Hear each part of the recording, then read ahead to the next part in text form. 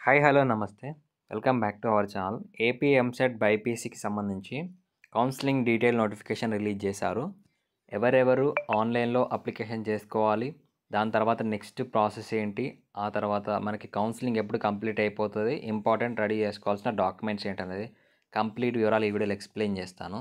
So video కొంతవరకు length ఉండొచ్చు, కానీ యూజ్ఫుల్గా ఉంటుంది ఖచ్చితంగా. ఎవరెవరికి యూజ్ అవుతుందో మీ ఫ్రెండ్స్ అందరికీ ఈ వీడియోని షేర్ చేయండి. ఫస్ట్ టైం చూసిన సబ్స్క్రైబ్ చేసుకోండి, ఛానల్ లైక్ చేసి. రెగ్యులర్గా మన ఛానల్లో అప్డేట్స్ వస్తూ ఉంటాయి కాబట్టి చాలా రోజులు అవుతుంది వీడియోస్ అప్లోడ్ చేయక, రీచ్ పడిపోయింది. ఎవరెవరికైతే వీడియోస్ కావాలనుకుంటున్నారో తప్పకుండా వీడియోని లైక్ చేయండి. మెయిన్గా మనకి కౌన్సిలింగ్ అనేది 30 నవంబర్ నుండి, బైపీసీ వాళ్ళకి 30 నవంబర్ నుండి స్టార్ట్ అవుతుంది. 30 నవంబర్ నుండి 14th డిసెంబర్ వరకు కౌన్సిలింగ్ అనేది జరుగుతుంది. ఇందులో ఫస్ట్ ప్రాసెస్ మనకి రిజిస్ట్రేషన్ ప్రాసెస్ అండి. సో రిజిస్ట్రేషన్లో మీరు ఫీ పేమెంట్ చేయాల్సి ఉంటుంది. 1200 రూపీస్ అనేది ఓసీ బీసీ వాళ్ళకి 1200 రూపీస్, ఎస్సీ ఎస్టీ వాళ్ళకి 600 రూపీస్ అనేది ఫీ పేమెంట్ చేసి మీరు రిజిస్ట్రేషన్ చేసుకోవాలి. 30 నుండి 5th డిసెంబర్ వరకు ఈ ప్రాసెస్ అనేది చేసుకోవచ్చు. సో చేసిన తర్వాత నెక్స్ట్ ప్రాసెస్ ఏంటి, సర్టిఫికేట్ వెరిఫికేషన్. ఈ సర్టిఫికేట్ వెరిఫికేషన్ మనకి ఆన్లైన్లోనే జరుగుతుంది. సో ఆన్లైన్లో సర్టిఫికేట్ వెరిఫికేషన్ మీరు 30 రోజు రిజిస్ట్రేషన్ చేసుకున్న తర్వాత మీకు వెరిఫికేషన్ స్టాటస్ అనే ఒక ఆప్షన్ ఉంటుంది.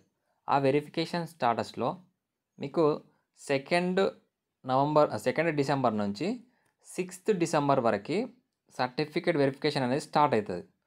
సో మీరు రిజిస్ట్రేషన్ 30 రోజు చేసుకున్నా కానీ మీరు 2nd రోజున వెరిఫికేషన్ స్టాటస్ అనేది చెక్ చేసుకోవాల్సి ఉంటుంది. ఆ వెరిఫికేషన్ స్టాటస్లో మీ డీటెయిల్స్ ఎంటర్ చేసి మీ సర్టిఫికేట్స్ ఆన్లైన్లో వెరిఫై అయ్యా లేదని చెక్ చేసుకోవాల్సి ఉంటుంది. సో మరి మేము ఏం డీటెయిల్స్ అప్లోడ్ చేయలేదు రిజిస్ట్రేషన్ చేసే టైంలో అనుకుంటే, మీరు ఎంసెట్కి అప్లై చేసే టైంలో కానివ్వండి, లేదా ఇప్పుడు రిజిస్ట్రేషన్ చేసే టైంలో కానివ్వండి, ఇన్కమ్కి సంబంధించి కానివ్వండి, 10th క్లాస్కి సంబంధించి కానివ్వండి, ఇంటర్మీడియట్కి సంబంధించి కానివ్వండి, హాల్ టికెట్ నెంబర్స్ అనేది ఇస్తారు. సో ఇచ్చే టైంలో మీ డాటా అనేది పర్టికులర్ సర్వర్స్ నుంచి ఎంసెట్ బోర్డు వాళ్ళకి మీకు రావడం జరుగుతుంది. సో పర్టికులర్గా ఆ సర్వర్స్ నుంచి డాటా వస్తుంది, ఆటోమేటిక్గా మీ డీటెయిల్స్ అనేది వెరిఫై అయినట్లు మీకు డిస్ప్లే కావడం జరుగుతుంది.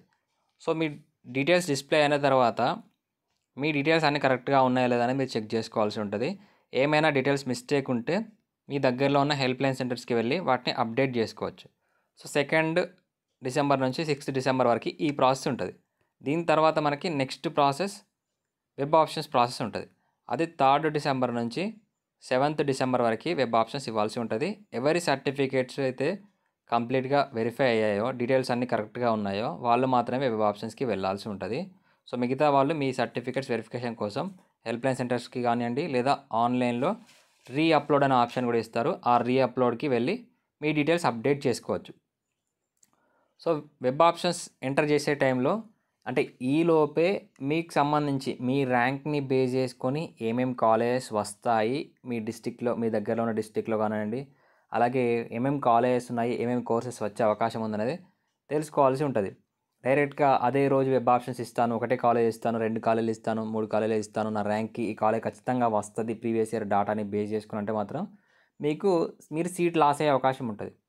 ఒకటి గుర్తుపెట్టుకోండి, మీకు ఫస్ట్ రౌండ్లో సీట్ రాలేదు అని అంటే 2nd రౌండ్లో మీరు ఎక్స్పెక్ట్ చేసే సీట్ అనేది రాదు. అంటే సీట్ వస్తుంది 2nd రౌండ్లో, కానీ మంచి కాలేజ్లో కానీ సీట్ మిస్ అయ్యే అవకాశం ఉంటుంది. మీకు బెటర్ ర్యాంక్ వచ్చినా కానివ్వండి, మీకు ఫస్ట్ రౌండ్లోనే మంచి కాలేజీలో రావాలి అనుకుంటే బెటర్గా వెబ్ ఆప్షన్స్ ఇవ్వాలి. మీకు వెబ్ ఆప్షన్స్ ఇవ్వడం తెలియదు, ఇన్ఫర్మేషన్ ఏం తెలియదు, కాలేజ్కి సంబంధించి ఇన్ఫర్మేషన్ కానీ ప్రయారిటీ ఆర్డర్ తెలియదు అనుకుంటే డిస్క్రిప్షన్లో పెయిడ్ గైడెన్స్కి సంబంధించి వాట్సాప్ నెంబర్ ఉంటుంది, జాయిన్ కావండి ట్రై చేయండి. అందులో మీకు కాలేజ్కి సంబంధించి ప్రయారిటీ ఆర్డర్ ఎలా ఇవ్వాలి, దాని తర్వాత నెక్స్ట్ ప్రాసెస్ ఏంటి అనేది కంప్లీట్గా కౌన్సిలింగ్ ఎండ్ అయ్యే వరకు మీకు డీటెయిల్స్ గైడెన్స్ అనేది ప్రొవైడ్ చేయడం జరుగుతుంది. సో ఇప్పుడు మీరు వెబ్ ఆప్షన్స్ ఇచ్చారు, 3rd నుండి 7th లోపు ఎప్పుడైనా వెబ్ ఆప్షన్స్ ఇచ్చారు. నెక్స్ట్ ప్రాసెస్ ఏంటి, ఒకవేళ మీరు వెబ్ ఆప్షన్స్ చేంజ్ చేసుకోవాలనుకుంటున్నారు, సో అది 8th రోజు చేంజ్ చేసుకోవచ్చు. 7th వరకు కూడా చేంజ్ చేసుకోవడానికి అవకాశం ఉంటుంది, కానీ అందులో మనకి ఒక చిన్న ఆప్షన్ ఉంటుంది. ఆ ఆప్షన్ ఎవరైతే ఎనేబుల్ చేస్తారో వాళ్ళకి ఆ ఛాన్స్ ఉండదు. సో 8th రోజున వెబ్ ఆప్షన్స్ చేంజ్ చేసుకోవచ్చు.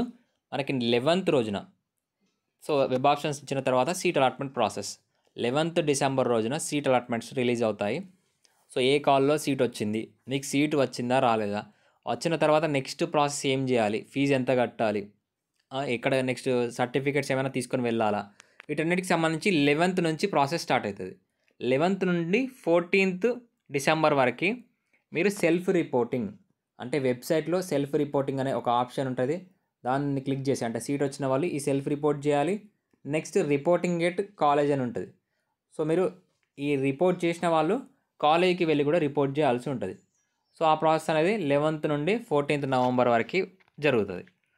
సో రిజిస్ట్రేషన్ చేసుకునే టైంలో మీ ఎంసెట్ హాల్ టికెట్ నెంబర్, మీ డేట్ ఆఫ్ బర్త్ అనేది ఉండాలి.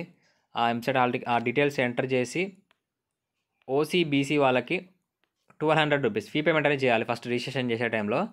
అలాగే ఎస్సీ ఎస్టీ వాళ్ళకి 600 రూపీస్ అనేది ఫీ పేమెంట్ చేయాలి. ఫీ పేమెంట్ చేసి మీ బేసిక్ డీటెయిల్స్ అడుగుతుంది. బేసిక్ డీటెయిల్స్ ఫిలప్ చేసి మీకు రిజిస్ట్రేషన్ అనేది కంప్లీట్ చేయాలి.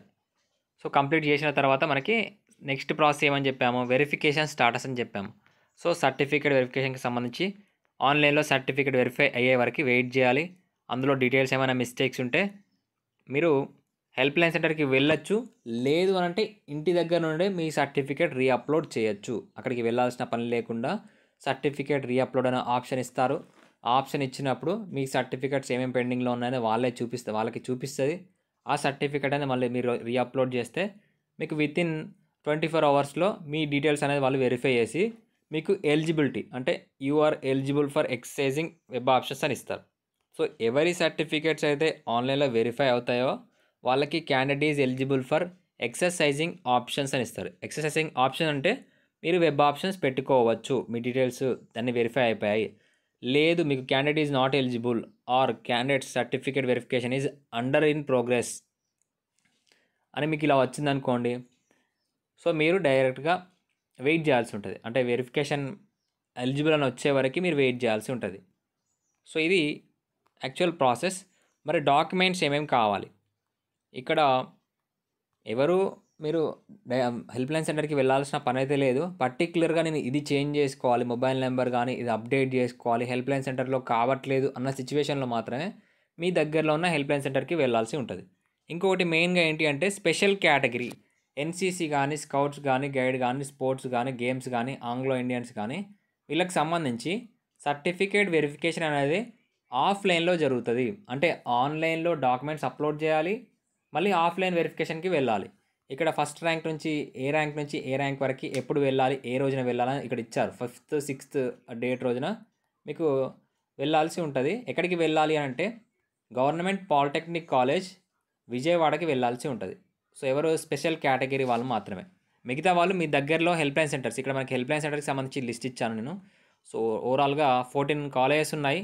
మీ దగ్గరలో ఉన్న ఏ హెల్ప్ లైన్ సెంటర్ ఉందో అది మీరు రిజిస్ట్రేషన్ టైంలో సెలెక్ట్ చేసుకోవాలి. అలాగే ఆ హెల్ప్ లైన్ సెంటర్కి మీరు వెళ్తే మీ సర్టిఫికెట్స్ అనేది వెరిఫై చేయడం జరుగుతుంది. నెక్స్ట్ మనకి రిక్వైర్డ్ డాక్యుమెంట్స్ ఏంటి, చాలా అంటే చాలా ఇంపార్టెంట్ ఇది. సో మీకు సర్టిఫికేట్ వెరిఫికేషన్ అయిపోయిన తర్వాత, మీకు సీట్ వచ్చిన తర్వాత కాలేజ్కి వెళ్ళే టైంలో ఈ డాక్యుమెంట్స్ అనేది తీసుకొని వెళ్ళాల్సి ఉంటుంది. అప్పటి వరకు మీరు డాక్యుమెంట్స్ ఎక్కడ సబ్మిట్ చేయాల్సిన అవసరం అయితే ఉండదు. ఇక్కడ మనకి EAMCET rank card, hall ticket, చాలామందికి ఈ టైం వరకు హాల్ టికెట్ కానీ ర్యాంక్ కార్డు కానీ ఎక్కడ మిస్ అయి ఉంటుంది. సో అది డౌన్లోడ్ చేసుకోవాలనుకుంటే నేను డిస్క్రిప్షన్లో కానీ టెలిగ్రామ్ ఛానల్లో కానీ లింక్ ఇస్తాను, వెళ్ళి డౌన్లోడ్ చేసుకోండి. మళ్ళీ ఆ ఆప్షన్ ఉంటుందో ఉండదో. నెక్స్ట్ మనకి inter memo. So inter memo mandatory. ఆ ఇంటర్ మెమోలో ఖచ్చితంగా మీకు 45% మార్క్స్, ఓసీ క్యాండిడేట్స్కి 45% మార్క్స్ అనేది మీ ఆప్షనల్ సబ్జెక్ట్స్. అంటే మీకు లాంగ్వేజెస్ కాకుండా, first year second year languages కాకుండా 600 మార్క్స్ ఉంటాయి. సో ఆ 600 మార్క్స్కి మీకు మినిమం 270 మార్క్స్ అనేది, 600 మార్క్స్కి మినిమం 270 మార్క్స్ అనేది రావాలి. ఓసీ వాళ్ళకి 270 మార్క్స్ కంటే ఎబోవ్ ఉంటేనే మీరు ఈ కౌన్సిలింగ్కి ఎలిజిబుల్ అవుతారు. అలాగే బీసీ, ఎస్సీ, ఎస్టీ వాళ్ళు ఎవరైతే ఉన్నారో సో వాళ్ళు మీకు 240 మార్క్స్, 240 ప్లస్, ఒకవేళ 239 వచ్చినా పర్లేదు, 240 ప్లస్ మార్క్స్ ఉంటేనే మీరు ఈ కౌన్సిలింగ్కి ఎలిజిబుల్ అవుతారు బీసీ, ఎస్సీ, ఎస్టీ వాళ్ళు. అది లేదంటే మీరు కౌన్సిలింగ్లో పార్టిసిపేట్ చేసి వేస్ట్. నెక్స్ట్ ఇక్కడ date of birth proof, SSC memo కావాలి, ఇంటర్ టీసీ కావాలి, స్టడీ సర్టిఫికేట్స్, మీ లోకాలిటీ డిసైడ్ చేసే స్టడీ సర్టిఫికేట్స్ 6th క్లాస్ నుంచి ఇంటర్మీడియట్ వరకు స్టడీ సర్టిఫికేట్ ఖచ్చితంగా కావాలి. ఒకవేళ స్టడీ సర్టిఫికేట్స్ లేదు అంటే 7 ఇయర్స్కి సంబంధించి రెసిడెన్సీ సర్టిఫికేట్ ప్రొడ్యూస్ చేయాల్సి ఉంటుంది. అంటే మీకు ప్రైవేట్గా, అంటే ఇంటర్మీడియట్ మీరు ప్రైవేట్గా చదివారు, ఇంటి దగ్గర ఉండే చదివారు అనుకుంటే, మీకు స్టడీ సర్టిఫికేట్స్ లేవు అనుకుంటే, ఓపెన్లో చేసినట్లు అనుకుంటే మీరు 7 ఇయర్స్కి సంబంధించి రెసిడెన్సీ సర్టిఫికేట్ అనేది ప్రొడ్యూస్ చేయాల్సి ఉంటుంది. అలాగే స్టూడెంట్స్ ఆంధ్రప్రదేశ్ లోకల్ అయ్యి ఉండి లేదా మీ పేరెంట్స్ లోకల్ అయ్యి ఉండి మీరు అదర్ స్టేట్లో చదివి ఉంటే మీకు లోకల్ రాదు, కానీ నాన్ లోకల్కి సంబంధించి నాన్ లోకల్ స్టాటస్ సర్టిఫికేట్ అనేది మీకు 10 ఇయర్స్కి సంబంధించి రెసిడెన్సీ ప్రూఫ్ అనేది తీసుకోవాల్సి ఉంటుంది. Next caste certificate. So OC వాళ్ళకి అవసరం లేదు, బీసీ ఎస్సీ ఎస్టీ వాళ్ళకి క్యాస్ట్ సర్టిఫికేట్ మనకి పర్టికులర్గా ఇయర్ ఏం మెన్షన్ చేయలేదు కాబట్టి లాస్ట్ 3 ఇయర్స్ది ఏదైనా పర్లేదు. నెక్స్ట్ ఇన్కమ్ సర్టిఫికేట్ 1 జనవరి 2021 తర్వాత తీసుకున్న ఇన్కమ్ సర్టిఫికేట్ లేదా రేషన్ కార్డు, ఈ రెండిట్లో ఏదైనా ఎలిజిబుల్ అవుతారు. సో ఇది మెయిన్గా దేనికి, ఫీ రియంబర్స్మెంట్ గురించి. సో ఫీ రియంబర్స్మెంట్ కావాల్సి అనుకున్న వాళ్ళు ఖచ్చితంగా ఇన్కమ్ కానీ లేదా ration card, white ration card అనేది ఉండాలి. సో మీ నేము మీ పేరెంట్స్ నేమ్స్తో పాటు మీ నేమ్ కూడా అందులో ఉండాలి రేషన్ కార్డు ఉంటే. సో ఇది మనకి సర్టిఫికేట్స్, ఇక్కడ వెరిఫికేషన్ సెంటర్స్, అలాగే ఇంపార్టెంట్ డేట్స్, కౌన్సిలింగ్ ప్రాసెస్. ఇంకా ఏమైనా డీటెయిల్స్ కానీ డౌట్స్ కానీ ఏమైనా ఉంటే డిస్క్రిప్షన్లో వాట్సాప్ నెంబర్ ఉంటుంది, పెయిడ్ గైడెన్స్కి సంబంధించిన నెంబర్. సో మీకు ఏమైనా డౌట్స్ ఉంటే అడగవచ్చు. కంప్లీట్ గైడెన్స్ కావాలనుకుంటే మెంటర్షిప్లో జాయిన్ అవ్వచ్చు. డిస్క్రిప్షన్లో టెలిగ్రామ్ ఛానల్, వాట్సాప్ ఛానల్ ఉంటుంది, కూడా జాయిన్ కండి అక్కడ.